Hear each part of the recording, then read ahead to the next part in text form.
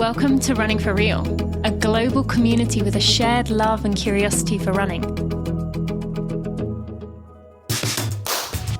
Together we reconnect with the reasons why we love to run and discover ways it helps us become better people. Whether it's the quiet moments of a morning run while the rest of the world still sleeps, or befriending the strangers next to you at the start line of a race, we are here to connect with others who see running as the common thread that weaves our lives together.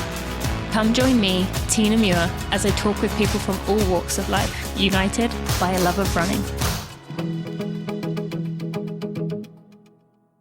Hello, my friends. Welcome to episode 403 of the Running for Real podcast. Thank you for joining me today. I'm excited that you are here. And I have another of these episodes today where I actually knew very little about my guest going into this. In fact, a week before I recorded this, I didn't know that he existed. I was recommended him by a friend. Thank you, Sid. And I started looking at his content on social media and loved it. The realness in him felt very aligned with the way that I talk to you, the way that we have this relationship between myself and those of you listening. Just very real and raw. And he spoke to a lot of the same topics that I have spoken to over the years, which I really loved. So this episode is a little bit different because we actually didn't go in the direction I thought we were going to go in. We started there and then we kind of veered off. But it was a very organic and also almost like a friendship conversation, as if we had just been introduced at an event and we were just talking. So I hope you enjoy this episode. I was really excited to bring Alex Hermanson on the show. Alex, also known as Herm Runs on his social media, is really gaining popularity, and for good reason. I mean, he is just so easy to love, and you will soon see it. You will soon hear it in this episode. So let's check in with one of our sponsors and get right to this episode. Friends, I am on a mission. I really believe that the running community, most of us out there, will eventually shift over to carrying our own fuel. Be it a collapsible cup, be it our own handheld item, be it bottles within a vest. I really think most runners are not only capable of doing that, but should be doing that because it is actually best for our running. You heard Fiona O'Keefe a few weeks ago say that she would rather carry her own fuel than take on the fuel that is on the course, and same goes with hydration there. And I think that is a very good point, because when we have our own fuel, our own bottle, our own hydration in our hand, we are able to sip it. We are able to take it in as we go. We are able to refill it maybe once, maybe not at all throughout the whole race, rather than doing the awkward dance that we have with volunteers when trying to grab cups. I absolutely love the Sky Flask Speed from Hydropack. I have been working with Hydropack this year because I genuinely believe they have the answers figured out here. This soft flask is so easy to hold on to. You don't actually have to hold it. It breaks down really small, so it doesn't take up a ton of weight in your hand. Handhelds have come a long way, and Hydropack has been leading the charge, including the speed refill that they have now, where you can just flip the lid open, fill it up, snap it back down, and get on with your run if you even need a refill at all. Check out Hydropack for not only this Sky Flask Speed that they have in 3 different sizes, a 350, a 500, and one that keeps it cool, but also they have the cups there. Those of you who have been asking me about reusable cups, go check out hydropack.com/pages/Tina to go find out more. I love what Hydropack is doing. I really believe this is the future, and I want you to jump on board. Go check out Hydropack. That's hydrapack.com/pages/Tina. I'll see you over there. Alex, I feel weird saying Alex now. Alex, some random name I haven't come up with. Welcome to the Running for Real podcast. I'm excited that you're here. Thank you so much for having me. I was very excited when you hit me up the other day to come on. So, except for you didn't know I existed. So here's the thing. I didn't know much about you. I'm not going to lie. That's fine. However, like our friend we were just talking about, Mike, or as most people call him, Kofuzi, Mike talks about you all the time. Aww. He's like, oh yeah, I'm going to see Tina. I'm going plogging with Tina. I'm going to go do this or that. And I was like, in the back of my head, it's been like a goal of mine to find out who Tina Muir is for 3 months now. Today's the day I get to learn about you. Okay, I love that. Well, what you're finding out is I'm kind of a bully, and I've bullied him into doing what, I'm like, I need you to do this. And at first I was like, I need you to be here and we're going to go pick up trash. And I think he was doing it just to be a friend.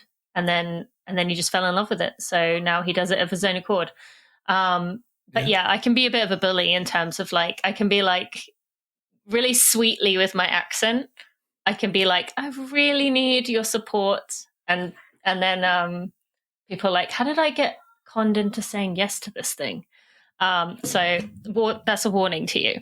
At least you're bullying for a good purpose and a great reason, right? You're not bullying to take advantage of anyone. You're simply bullying to help continue to make a more sustainable environment for all of us, which is something I think we can all be a little bit better at, right? Yeah, no, I mean, I just want people to think a little bit. I think that's what my goal is. But either way, I'm excited to talk to you. I told you this before that I didn't really know much about you. There's a whole wave of people coming in. And I was saying to Tyler Schwartz that I just adore this whole group of you that are coming in and just making running a place where people feel safe, feel welcome, and make it fun, like doing random things and very much not making people feel like the only way forward is to focus on a race and dig deep and grit your teeth and do it serious and all that. I really, really love it. So there's so many of you coming in, and I'm just, I think it's making our community thrive. So it's really cool to see. Yeah, I got incredibly lucky being part of that group. That is, I think I saw the boom of us that kind of came out of the back end of 2022, early 2023. And I just needed to be a part of it more than anything. And when I was watching it, I didn't really see anyone that I personally related with wholeheartedly. So I was like, I'm just going to go make that myself. And I think that that's what has been really cool about that. And I think that's the same kind of approach most people in our little group came up with. We're like, oh, I resonate with some things that these people are saying, but like not everything. I could definitely start my own path or my own journey and do my own thing. Which is so interesting because I have said this before, but I would say the majority of people who I interview on this podcast have created something that is benefiting other people. And almost every one of them has said, I wanted to create the group that I wished I could see, or that I wanted to create the welcome space that I wish I had. And so I love that you're part of that. And now I just saw that you recently have your own, I didn't know the word, club, crew, group. What do you get? Your club. You can call it a club. It's club in the name. So that's, yes, I realized that as I was saying. It's so all they're good. Not yet named Run Club. So you're doing it, like you're literally doing it as we speak, building on this. But going back to what you just said there, was it a conscious choice? You said you kind of came in with that wave of people, but they weren't really matching what exactly resonated with you. Was it, I want to build content to be like them? Or were you just like, I'm going to build this and see what happens? Oh, I just wanted to see what happens. I just wanted to make some friends more than anything. It was really like, and it was never a thing to be like, oh, I need to go get followers or I need to go do this or that. It was just like, who else likes to listen to the Grateful Dead run slow and eat donuts? Like that was all that it ever was in the beginning. And it's still that to this day. It's really nothing's changed from day one. Like I'm still making the same videos and really just preaching the same messages. I often forget though, and this is one of my flaws with my content, is that like in the back of my head, every person who watches a video of mine has seen every single other video I've ever made. Yes. So I forget to go back and be like, oh yeah, by the way, I have talked about this before. And I think it's really important that we continue this conversation. Like this is just all kind of growth, but I need to go back and be like, okay, yeah, let's actually talk about the roots about this again, because like, it hasn't always been this glamorous thing that I sometimes put online. That's so true. And I'm kind of the opposite of you, and I've been in this space. I was one of the original like running bloggers back in like 2010, 2012. So I've been in this space a long time, and I still have to remind myself, that people haven't seen everything, but for some of the things that I've talked about for a long time, which actually relates very closely to you, because body image, I'm going to talk about one video in specific, is something I have talked about for a long time. But as you said, in your head, you're like, people are going to be thinking, oh my God, will you shut up about this? Like, you've said this 70 million times. But in reality, with the algorithm and all these things, there are some, your hardcore people will see it, but they love it every time. But it's a bit, it messes with your head, because at least for me, I would always be like, people are going to be like, oh my God, shut up. Seriously, you're saying the same thing over and over again. So Literally. It's funny hearing you say that already. With that, one of the videos that I really loved from you is you had a video, you're very much into the message of getting people to run tops off, as you say, without their shirts on, for people identifying as male. And then, if you want to wear a sports bra. But I've been harping on about this message for a long time as well. But I always struggled with the fact that I would say to people, I didn't struggle with the fact, I would say to people like, go out there, don't wear a shirt. No, exactly what you said. No one is thinking about you. Everyone's thinking about their own lives. If they see you, they're probably inspired by you, and you never know who you're going to inspire. But for me, being an elite athlete at the time, people would be like, are you serious? You are telling me to go out without a shirt on when you are an athlete? Like, that is... So I loved that in the video you did, you had you and you had your friend, and you said whether you look like me or you look like, I can't remember what his name was. John. You should... John. Yes. You should go out. And I really thought that was beautifully done, because it speaks to the fact that people have different bodies. And you often speak to this, but it also addressed the elephant in the room of like, you can look, like one of us or anything else, and you still, the same message applies. So I really enjoyed that one. And I think that's the kind of messaging our community needs is, it's okay wherever you fall, in the way that you look. You still should be not suffering for the sake of other people thinking about you when they're not anyway. And that's what it comes down to at the end of the day. I wish there was a better word for it, right? Shirtless, tarps off, however you want to say it. I want to preach running comfortably. However, for you is the most comfortable, whether that's if you identify as a man running shirtless, if you identify as a woman and feel the need to wear a sports bra, you wear a sports bra. But when I say shirtless, a lot of women took that as like, well, I can't do that because I have to wear a sports bra. And I'm like, I completely understand and hear you. And I hope that my message comes through to the point where it's like, that's what I'm saying. Like, wear the amount of clothes that makes you feel most comfortable in your body on that day. And some days it won't be the same. There's plenty of days where I put on a long sleeve shirt because I don't feel like I want to run shirtless that day. And I think that it's like one of those things that I know I preach this message, but also like I struggle with it too. I struggle every single day being like, maybe today's not the day I'm running shirtless because I don't want to run through Harvard Square and feel like people are looking at me. Even if they're not, I feel that other people are looking on me, and that's more of a mental thing that we all kind of go through, right? Whether you have the six pack that John has in that video or you look like me, we all have our own, dilemmas with our bodies. It's how we're kind of wired, and it's really, really tough to work through that because traditionally it's pretty deep ingrained in our, early years of life where it's like, I could see my therapist for the next, 20 years, and I will still have the issues of that one time the kid on the playground in third grade said, I wasn't just big, I was fat. I still remember that every single day. Mm-hmm. And because of that, I think it's like, I'm trying to protect younger Alex in the message that's going out there. And that's why I feel so inspired by it. Because at the end of the day, we all deserve the opportunity to run comfortably, run happily, and do this thing that we all love and enjoy.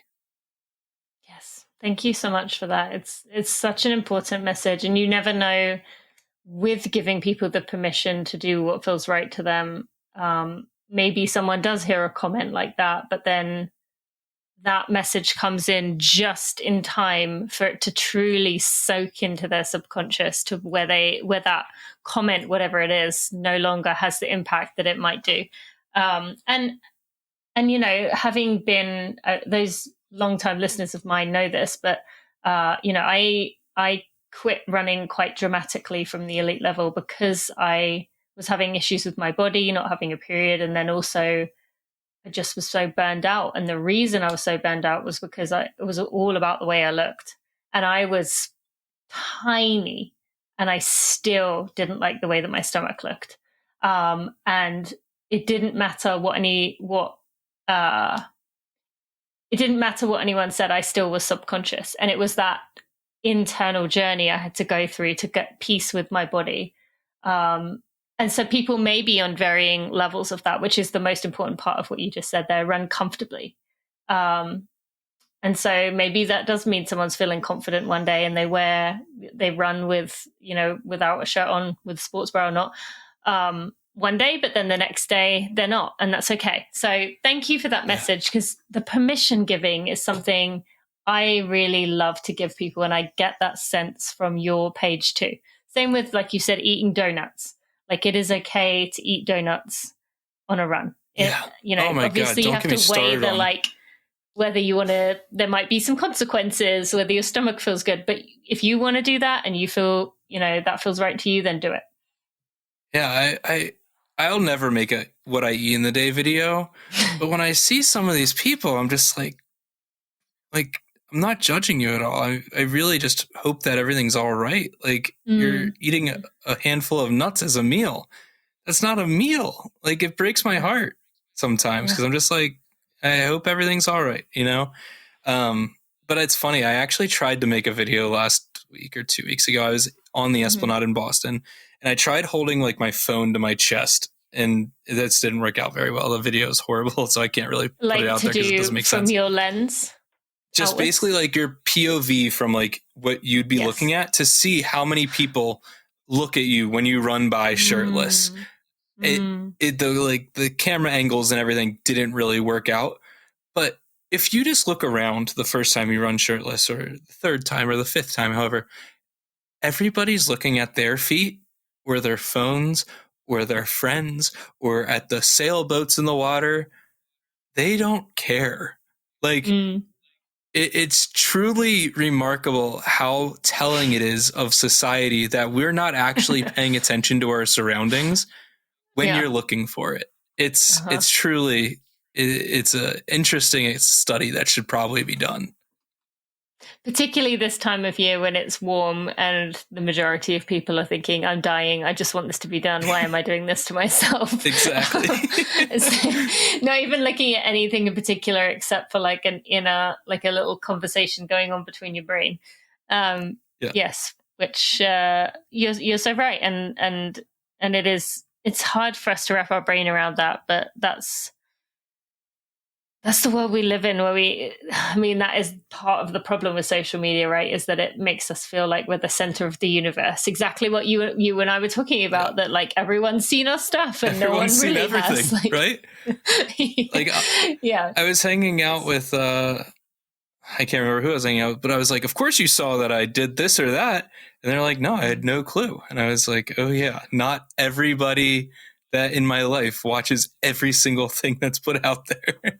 Do you know, this brings up a really important thing, or a funny thing that I actually would love to talk to you about. I don't think I've ever brought this up on the podcast, but it's very awkward when you fall into this influencer category. When you go to see someone who knows you and is very invested in you, and like they're a friend maybe before this came along, or they've known you a long time.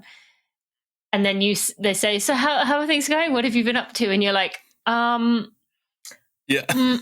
mean, how much have you seen? Like, because I've kind of shared everything that's going on, but did you see all that? I'm going to assume maybe you didn't. And then you start explaining, they're like, I've seen that. And like, oh, okay. Well, did you see this? And it's like very awkward being in this position. Do you deal with that? Did you not see the Nike deal last week? What do you mean? What's going on in my life? No, what's been I've been very conscious about this is that my page is all of my running stuff, right? Anything surrounding running, anything that could have to deal with running, and maybe some tidbits from my day to day. But really, the outside of that, my family life, my home life, you'll see my puppy everywhere, but you won't see like what's going on. I'm going to keep that so separate because I don't, it's maybe sometimes interesting, but it's not interesting enough for me to bring people in my life into the content, because then it becomes a 24-hour, 7 days a week, thing where everybody's now involved. If it's just me going on a run and going out there, I can just talk to a camera for 30 minutes. Doesn't have to incorporate anyone else. No one else has to feel the pressure to be on camera. And I think that's been super important for that weird kind of dynamic, because then I do have opportunities to be like, oh yeah, and by the way, at my actual job, I got this sick promotion. We're working on this really cool project, and I can't wait to tell you about it, because then I can actually have those real conversations. Because I think that the people who knew me before this are like not runners, the furthest thing from runners. So they don't want to talk about, the shoes that haven't been released yet, or the, marathon I have coming up. They want to talk about, the Red Sox and what we always talked about. So I think I've consciously done that well, but no, there is a big part of it. Yeah, there's a big part of it that's like, oh yeah, what have you already seen? Or even in the other lens now is like the people who only know me from social media. It's like, oh yeah, you don't know that I have like an entire life out of this thing. So when you're coming to introduce yourself to me, you're like, you're just coming at Runner Herm. And that's always an interesting conversation too. But what I've taken from that, and that I'm proud of in my content, is that people have the ability to come up to me. And this happened literally 2 days ago at the half marathon I ran with my aunt. People were coming up to me, and I had never met them in my entire life, but you would have thought we've met forever. We're best friends growing up. They were telling me stories about themselves. Like I knew all of the lead up and everything surrounding it. And I think that's what I'm most stoked on in my content, that I am able to provide this space and the comfortability that you've never met me in real life. Maybe we've DM'd or you've commented on a post, but you can come up and tell me your story, and I'm going to listen every time, and we're going to have a conversation about it, because, everyone, I think that sometimes it gets lost that we're all humans, we're all people, and we all love to chit chat and shoot the shit, whatever's going on. So I'm just as wanting to talk to you as you are to me. So I think that's a really important part of it too.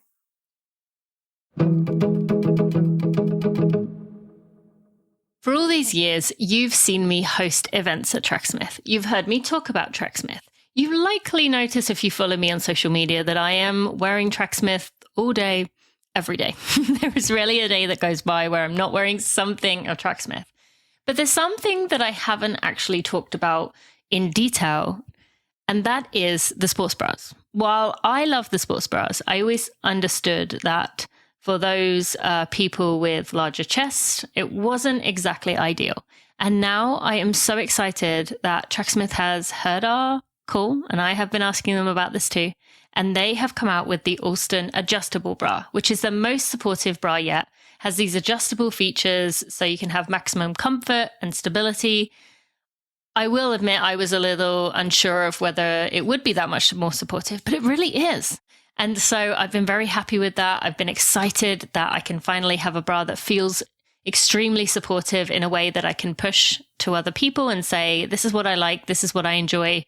And I encourage you to go check it out for yourself. There's also the latch at the top where you can choose whether you have it open or closed. There's a strong band at the back. And you can go check it out for yourself. That can go nicely with your session speed shorts, which, as you have heard me say, are my favorite item of all time. And Tracksmith items, as I've been saying, I've been wearing these since 2019, and they are still in just as good quality as they were back then. They last, they are durable, they are made with good quality materials that are antimicrobial, especially those with merino wool in them. And that means you can get multiple uses, which is also good environmentally, in addition to the longevity of the products. So friends, if you want to get $15 off your order of $75 or more, you can go to tracksmith.com/Tina and you can use code TINANEW to get yourself $15 off your order of $75 or more. You can go to tracksmith.com/Tina.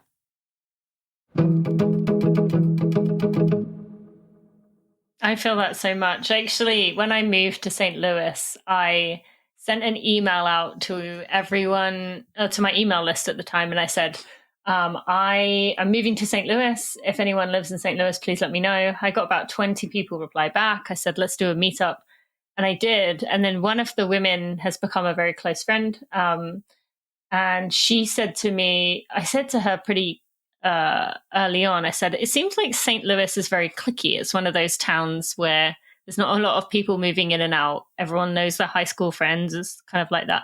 I said, why did you let me in so easily? You and so many people just let me into your lives, like coming as an outsider. And she said, it's because over the years, it's like, I felt like I already knew you. I got to know you. So it like broke down that awkwardness of like the dating essentially. So she was like, so you could come in and I could already share with you because I knew your side of it. And I was like, wow, that's such a beautiful gift that we get in that situation. Exactly what you said there, where it's taken away that awkwardness of the like commonalities because that person comes into the situation knowing, oh, these are the things that I really resonate with. So I can talk to them about that in my life. And it really is a gift for us to be able to do that. So thank you for sharing that. And I'm sure that means having watched so many people come up to Mike for similar reasons. And he's so humble that he just like bats it away. But like, I just love watching it of people finding any reason to come up. So yeah. And he gets to talk to them every day on his stream. Like, he has actual friendships with these people, and I love that. I truly like, that's one of my favorite things about him. And one of the things that makes him such a beautiful human, like he didn't have a clue who I really was. Like, maybe we had DM'd 5 times, but we first met in person last summer. He came right up and gave me a hug. Like we had been best friends for a while. He asked to get a picture. He asked me to take the picture. And I was like, what? He does. Dude, like you are the superstar. You're the here. celebrity in the room. Yeah. Yeah. He's so humble. It's, I've definitely taken a lot of the way that he approaches the in-person interactions we have with people who we may not have met in person before, but no, they know us, of course. And he has been just a great template for, treat everybody with respect, treat everybody with kindness, and listen to them, hear them, have genuine conversations, and realize that we're all just friends. Like we're all, the running space is so small. It's so small that like we can have these conversations because we're all just here sharing in this same tiny little thing that we all love. And I think that makes it a lot easier and more approachable. Okay, I want to ask about something related to that then, because I feel, again, being one of the OGs in this space, I feel like people have resonated with me this time because of my same, like, exactly what you were saying there. You and I and Mike too, like very much go about the world of, I'm just a human being. I make mistakes. I'm not perfect. I, have fears and doubts and things. But in the past, I do feel like people who were running celebrities or athletes or people who people looked up to very much held this barrier of like not wanting to show weakness. And maybe me coming at it from the athlete lens where I really struggled because my competitors very much wanted to give off a vibe of everything's easy for me. And I was like, but it's not easy. At least it's not for me. Like, it's not easy. I don't know like how anyone could say a 20-mile run with hard repeats in the middle is easy. But anyway, so I really struggled with it because I felt like I was the only one saying, like, I'm just a normal human being. Do you think that's a big part of why this wave of people who are quote unquote normal people who have come in and been influencers, been leaders, been people who inspire people, because they don't have this like, come take a photo with me and walk away kind of vibe? It's like, let me get to know you too. Do you think that's a part of it? I think that's a huge part of it. I mean, I think that's how you build an actual base of people that are part of your community. I hate to call them followers because that feels icky. That feels one way. But like, you build this community where you can actually communicate back and forth, have real conversations, genuine conversations. That's how you build the sport. That's how you build what's actually special within the sport, right? If we were all like, let's say we go to this event in New York and it's the Believe in the Run shakeout, and you know, they have Believe in the Run, you have Matt Choi, you have me, you have Carlith Keys, you have Emily Heller, and you just put us in a line and we'd all just go, here's a picture, next, here's a picture, next. Hello. Well, what do you take away from that? Like, that there's people out there that, you know, make videos for your enjoyment, and then they'll just pass you off. That's lame. That's not cool. Like, who wants to just have this one-way conversation? I wouldn't want to have that. It's kind of why I'm not into, like, I'm technically a running influencer, sure, whatever, but I don't like influencer culture. If I was ever invited out to like LA to hang out with the boys, I don't even know what they're freaking called, that I wouldn't want to do that. That sounds so boring and lame and ingenuine. It's just people who are taking advantage of, you know, having a ton of followers for one reason or another. I would rather have 50,000 followers, but know 50% of them on a first name basis and recognize their faces than have 2 million and not know a single one of them, because I can still live a life with 50 million followers and have, you know, 20,000 friends, as opposed to, you know, being in a tiny little bubble of like you and your boys, because that's what looks cool online. That to me doesn't look cool. That looks pretty lame and lonely. So, you know, that's where it really comes down to for me. And like, it's the same reason I've been very, very strict recently about like taking on ads and working with brands, because I'm like, I'm not trying to sell products. I want to show you things that I actually enjoy. So like, if I take an ad, it's something that, or if I do a paid ad, it's something that I've actually either been using in my life for a long time now, or it's an actual shoe or product that I think could benefit people or benefit someone looking at it. And I will be honest, I've commented it back on a couple ads now. Like, if this is how you would like to use this shoe or this, you know, something or other, it's not for you. And that's fine. It's not going to be for everyone. I had one brand get upset that I pointed someone in another direction, but that's fine. Like, I'm not here to sell someone an Alpha Fly if an Alpha Fly is not the right thing for them. I think an Alpha Fly is going to be a great shoe for me at the half marathon distance, but it's not going to be a great shoe for, you know, Johnny down the road who likes to heel strike and, you know, needs a little bit of stability in his life. Yep.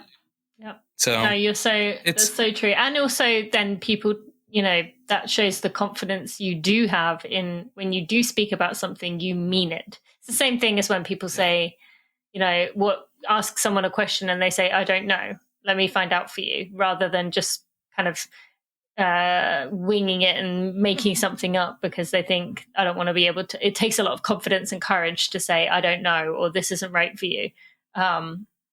So I think that's important, and it really, that's why people are so committed and trust you in that way.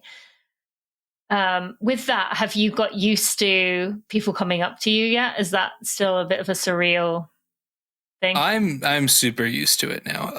Okay.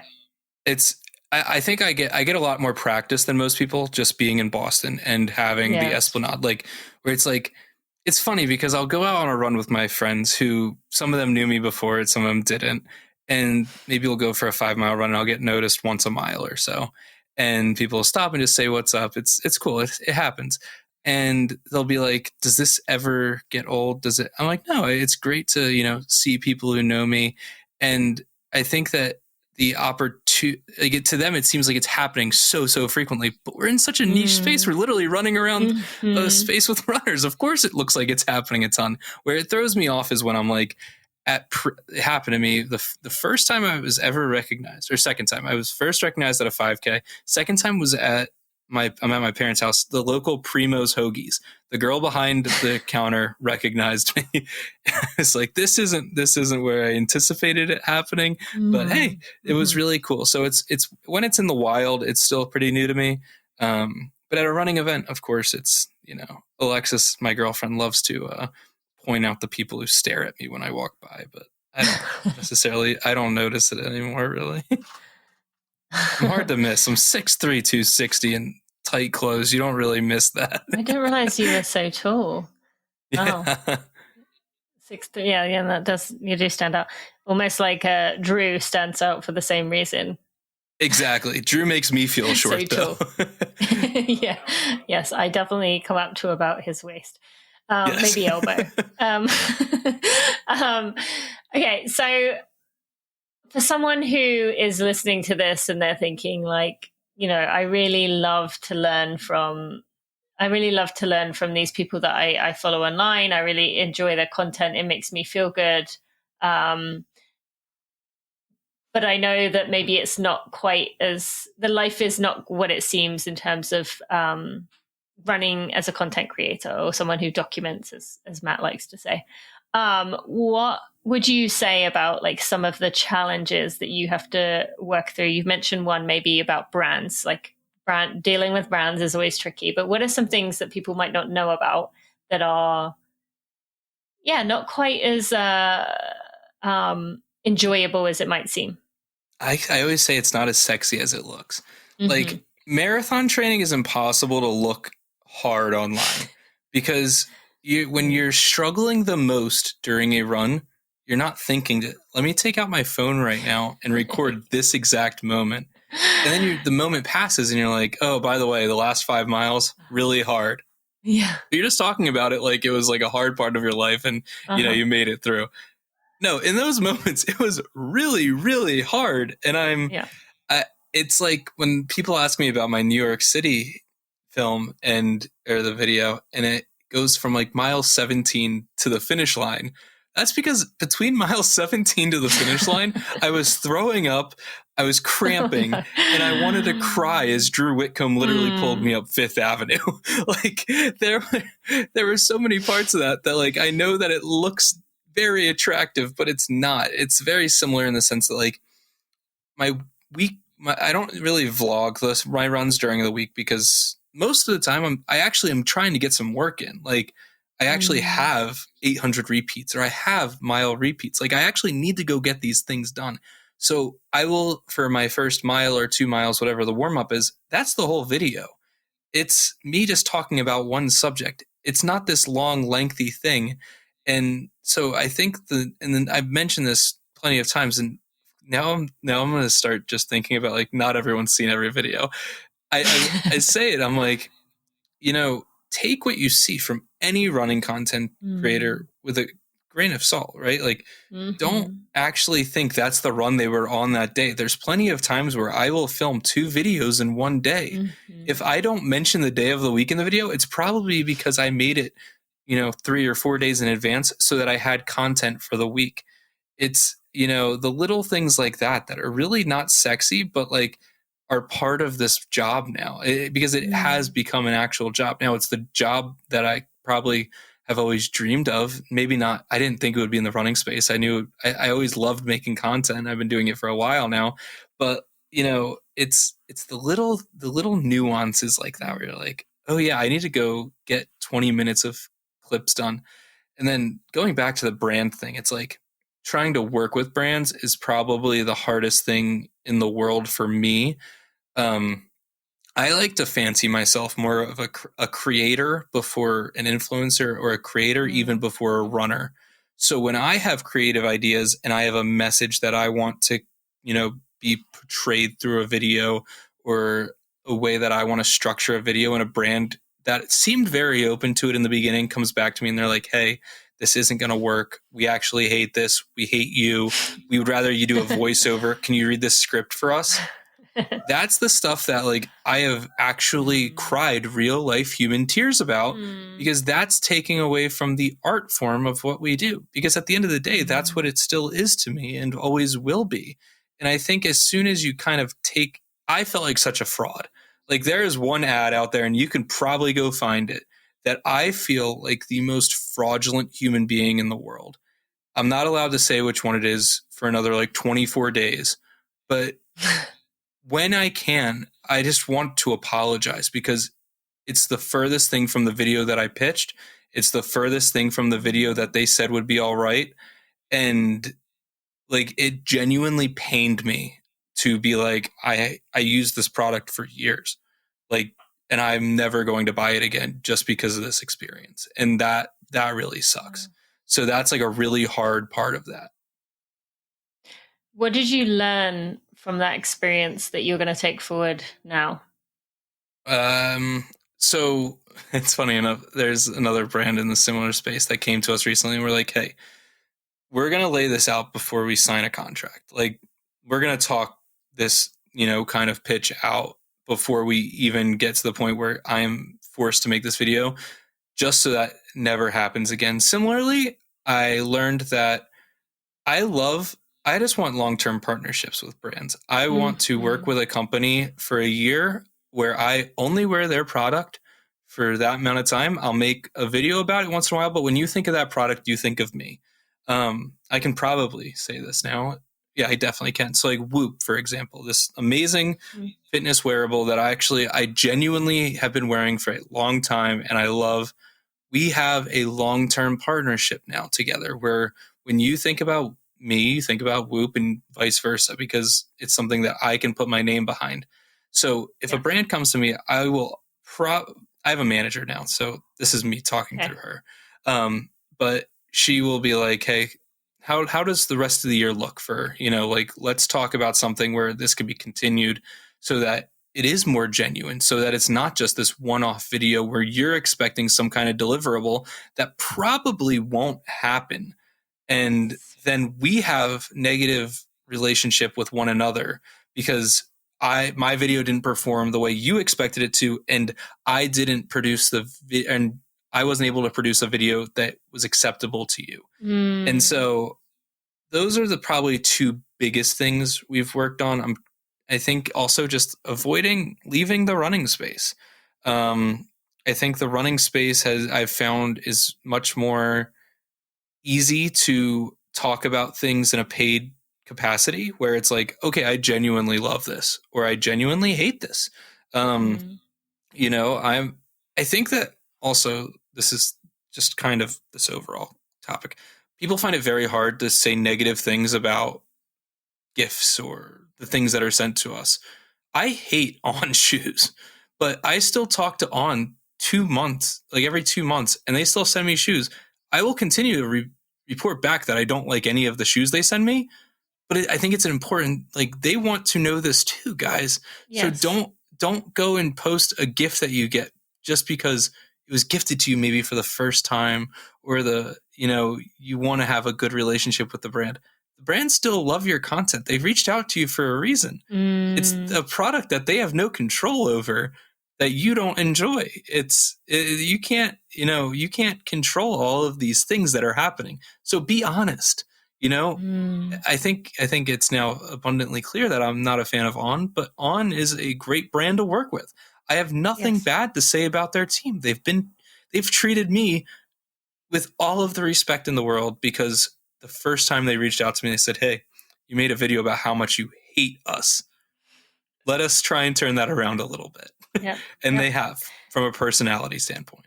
And that's a really important thing a good lesson to learn. For sure. I absolutely agree with you. And actually, a few years ago, I was working with a shoe brand, and, as a long-term partner of them, they had a pair of shoes that they wanted to bring out. They were like, this is the next big thing. These are going to crush it. I wore the shoes. I had to take them off and walk home because they were my feet. The soles were like burning. And then I tried them again. Same thing.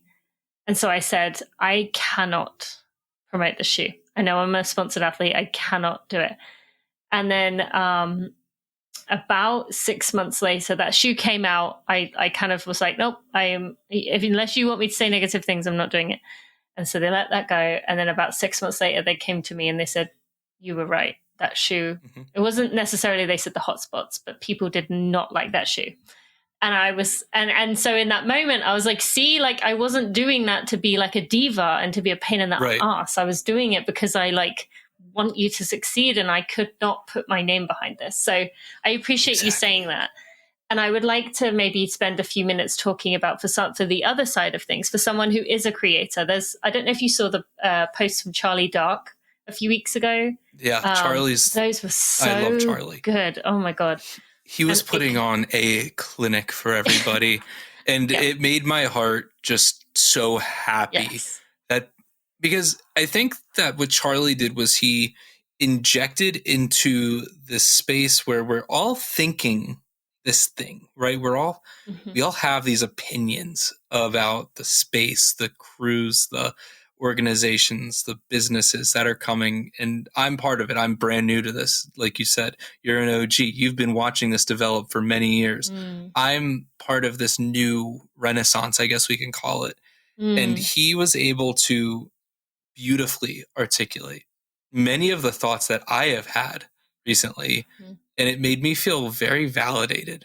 I feel it seems like you felt the same way.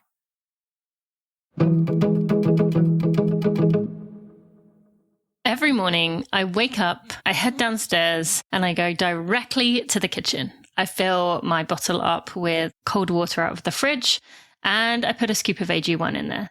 For me, starting my day this way is the best way to begin the day. And I understand that ideally, we want to be making sure that all our food provides all the things we need in our diet. But I know my diet, the things that I'm eating, are not hitting all my nutritional bases. And that is where AG1 always starts my day, because I know then I am filling in any nutritional gaps. I'm starting my day off the right way, and I'm supporting my whole body health. AG1 is a foundational nutritional supplement that delivers daily nutrients and gut health support, and is backed by multiple research studies. So you can trust what you're putting into your body, and I do trust them. I trust AG1 because, unlike so many products, the entire formula is backed by research studies. Not just the ingredients, AG1 is packed with a variety of nutrient-dense ingredients and is the perfect complement to my diet. I drink it because I know it works, and it gives me peace of mind by covering those bases. I care what I put into my body, and that is why this is something that I trust and want to continue to use. I know my body, and if my gut isn't functioning optimally, it'll be tougher for my body to absorb the nutrients from the diet that I'm having. With AG1, I prioritize that gut support. And actually, in a recent research study, AG1 doubled the amount of healthy bacteria in the gut, including 2 species known for supporting gut and whole body health. I love that they continue to innovate, they continue to research and do these studies on the work that they are doing to make sure they can stand by what they're saying. If there's one product I trust to support my whole body health, it's AG1. And that's why I've partnered with them for the last 6 years. It's easy and satisfying to start your journey with AG1. Try AG1 and get a free 1-year supply of vitamin D3, K2, and 5 free travel packs with your first purchase at drinkag1.com/Tina. That's drinkag1.com/Tina. That offer is for those of us in the US. If you're in the UK, if you're in Canada, that offer works for you. Check it out.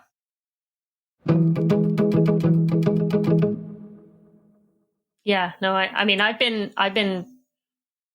yelling this from the rooftops for 10 years, and the tricky thing is, as you said, you're this group coming in. Every new group that comes in, I feel like I have to be like, okay, now let's sit down, let's have a conversation about free shoes.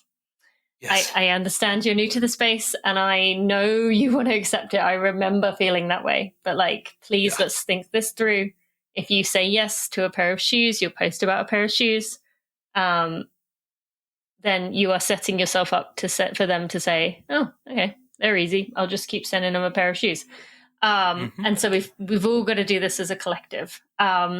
I actually had one of the biggest brands in the world, shoe-wise, reach out to me recently and say, we'll send you a pair of recycled shoes. Can you post about them? We don't have any money. And I said, no. You can send me the shoes. I think we got the same message, not Tina. A chance.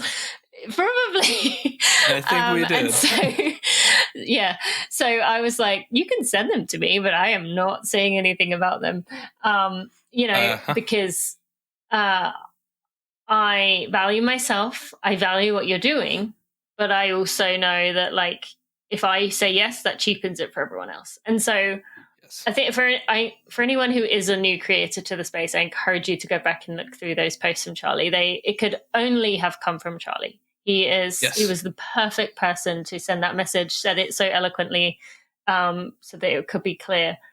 Would you like to emphasize that point to anyone who is new in the space? Maybe they've just started. You've got your run club. You've got a manager, but they don't have a manager. They've got this new group. It's doing well. It's growing. Brands are saying, "I'll send your group 10 pairs of shoes, or we'll kit you out, your crew head to toe in gear." What would you say to that person? I think there's a couple things here, right? I think the first and most important thing that I think is really, really being missed right now in the space is people understanding their worth and their voice, right? Mm. These brands are getting literally $1 million worth out of marketing out of people for free right now, because a lot of people are willing to talk about brands for free. And I'm not saying there's not a space for it, because shoe reviews very fine with people doing those for free, because you don't need the money to have an objective opinion on the shoes. But when a brand reaches out to you and says, "Hey, you're worth maybe free for maybe product, or let's say less than $500 for a video," tell them no. I know in the beginning that might sound like a ton of money, but go just really quickly look up marketing budgets for a lot of these big companies. If Nike reaches out to you and offers you anything less than $1,000 and you have more than 10,000 followers, please, please, please tell them no. They have billions upon billions of dollars. They are just putting shoes on your feet because they know it'll look cool. And so make sure that you're reading through your contracts. Make sure that you are not important or not being used to put any deliverables on the table unless you agree to them. Because I think that a lot of people will get sent something and then the brand will go, "Please post this on social media now." And you feel the pressure to, because they're the big scary guys, right? They're the big brand that, they have the say over it because they're in stores across the states and across the world. No, you are in control of your own page, your own content. Somebody asked me the other day, like, "You're putting on different shoes every day, but we don't see you getting them in the mail." Yeah, because I'm not going to post about a pair of shoes. I will run in a pair of shoes 3 or 4 times before I even post one of my stupid little pictures of my feet before I go for a run, because I don't want to give the impression that I am in love with a shoe that actually I really hate. So once again, going back to don't believe everything you see. There's stuff that obviously is genuine. Like, the genuine thoughts that are coming out of my head are real, but the clothes that I wear, the shoes that I wear are usually tested to something that I could be like, "Yeah, I like this," or "No, I don't like this, and this is why I'm showing it off." So be genuine in that and understand your self-worth. Now for the running group thing, I have a big dilemma here. I haven't really talked about it on a podcast, and since we're going to be real, I hate that running groups have turned into running businesses and running organizations. I think that it's pretty clear. I used to run with a crew pretty frequently and talked about them a lot and posted about them a lot.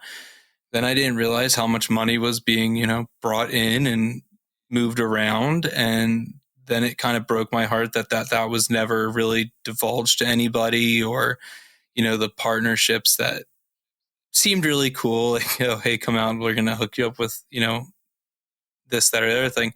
Oh, that seems really cool. Oh, wait, someone's getting paid for this because they are in charge, and we're just getting, a couple Cliff Bars or something, So for Not Yet Named Run Club, we don't have sponsors. We're not going to do sponsors. Not Yet Named Run Club is just about the community that it's, a part of. Our social media posts aren't going to be to like build a brand. It's just going to tell you where we're running and like what like recap the run with this cool little 90s filter I have on my phone because I think that video style looks awesome. It's just a way for our group to come together and run together and hang out with like-minded people, because also one thing we don't talk about enough is that it's impossible to make friends post-pandemic over the age of 20, because we're not in college anymore where we're forced to make friends with people. We're not, hanging out outside of our homes as much as we used to. And hell, it's awkward to talk to people in real life anymore because we all got a phone in our hands and it's much easier to text someone than have a face-to-face conversation. So that is like the main reason why I started the crew. Like the club.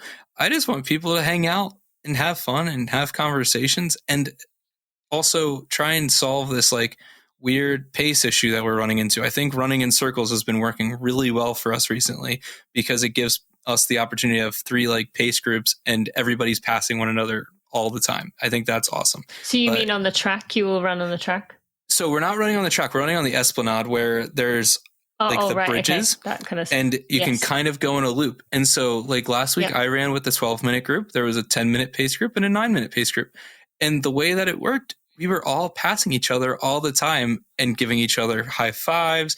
We were breaking out into little groups of 3, 4, or 5 people just because we're talking about, I don't know, whatever it was on the topic for that day. And then we all came together and we went to the beer garden to all hang out.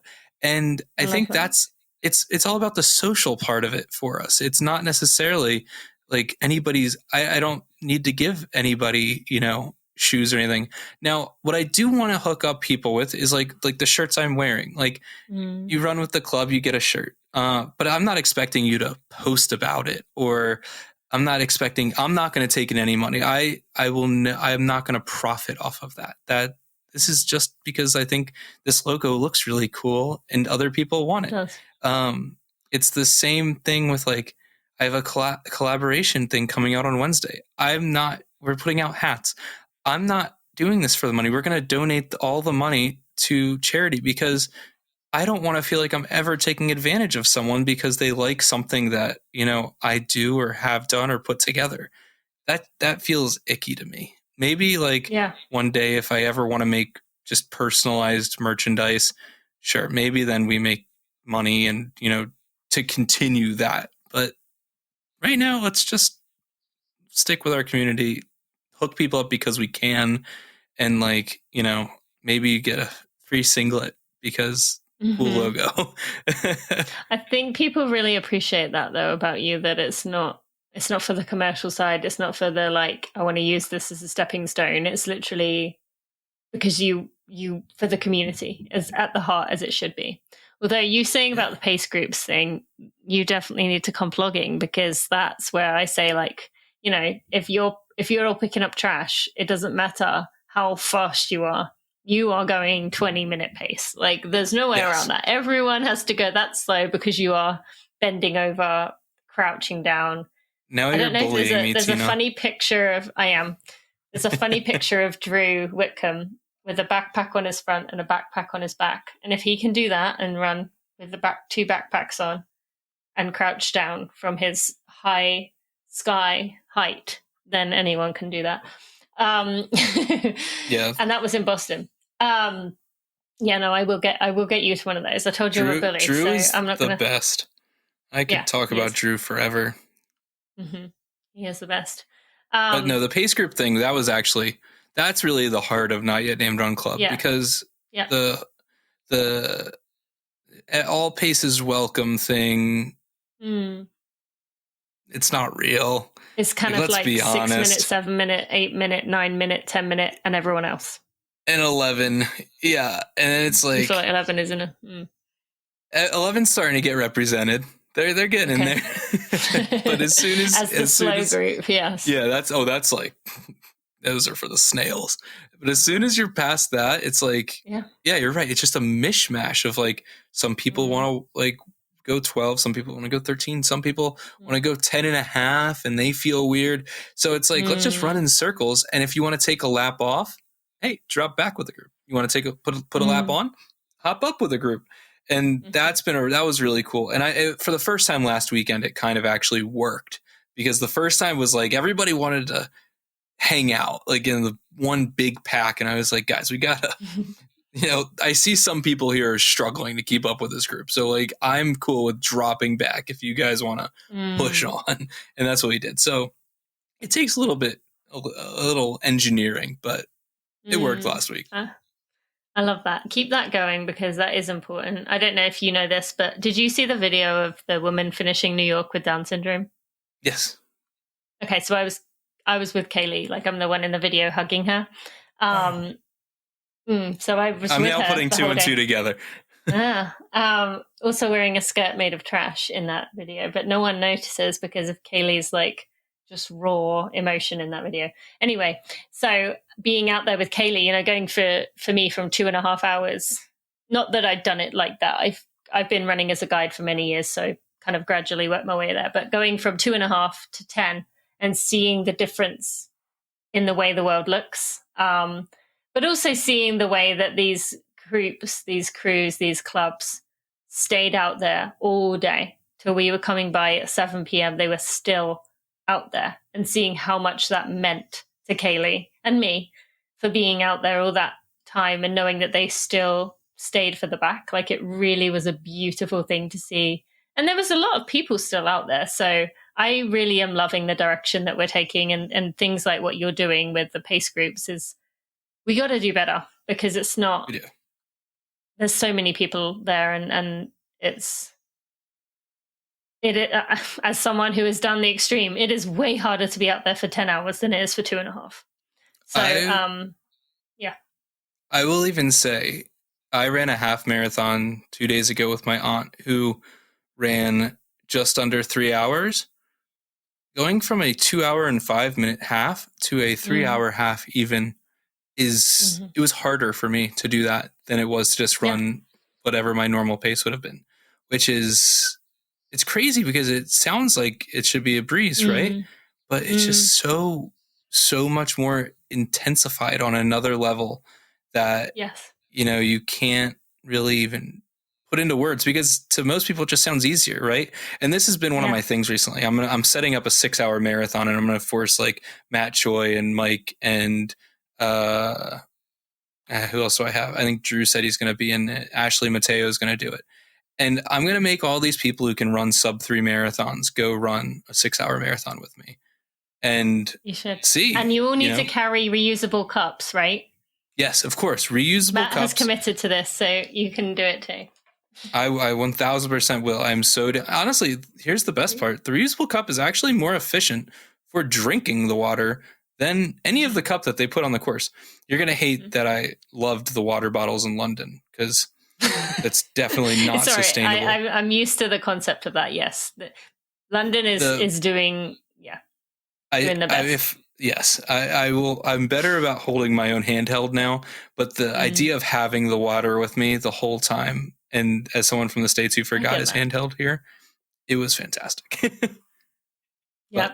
Definitely not the best for sustainability. And yes, there's definitely some kinks that need to be worked out there. But okay, I look forward to seeing that, because I think that will be I'm trying to think, Matt, when he ran with Adrian,